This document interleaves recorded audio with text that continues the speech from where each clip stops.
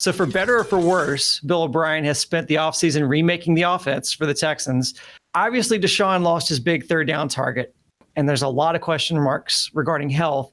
But how do you see all these pieces fitting in on the field? My overall on O'Brien, and I think it speaks to where the offense is at now. It's not terrible. O'Brien, the coach anyway, he's not terrible. They now have a legit core four of wide receivers. Right, the Hopkins trade is still terrible, even if redemptively David Johnson rebounds. DeAndre Hopkins slides down the hill in Arizona. But at the point of the trade, there's no way that was an intelligent football transaction for the Texans. But then turning around and acquiring Brandon Cooks, he's good, ... if the concussion issues aren't mushrooming as a problem. He's had at least 5 of them in his career. However, the 4 seasons, 2015 through 18, he didn't miss a game, even if there was a concussion or 2 mixed in along the way. Over 1,000 yards in receptions 4 years running, 15 yards or better per reception each of those 4 seasons. DeAndre Hopkins last averaged 15 yards per catch in 2014. You're not getting a player as good as DeAndre Hopkins, but it's actually not a bad offset. But you're hoping that works out. You're hoping beyond reasonable hope that Will Fuller is going to become a durable, solid wide receiver. And Kenny Stills is all right as a complimentary guy. And Randall Cobb is all right as a slot guy.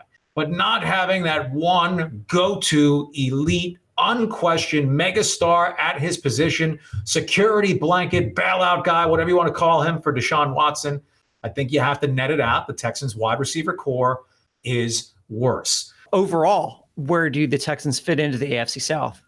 Phillip Rivers, he might have fallen off the cliff last season with the Chargers. So the Colts take the 1-year dice roll of $25 million on him. The upside's better than Jacoby Brissett, and he does have a better offensive line to protect Phillip Rivers, the immobile 38-year-old quarterback. But if he's a turnover guy, as he was last season for the Chargers, I don't think he's automatically a quantum leap forward for the Colts. So maybe they're just in the realm of average again.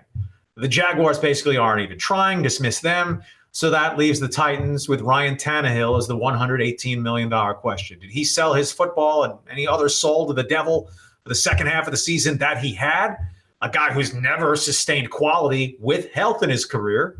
At best, I'd say the Titans are a small favorite over the Texans in the AFC South.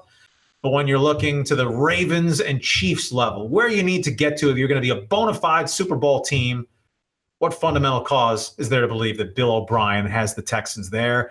I'd say the best argument is every once in a while is crazy. You know what happens. In a best of one, there's always that shot of the wow upset. It's just the Texans in their history have yet to pull it off.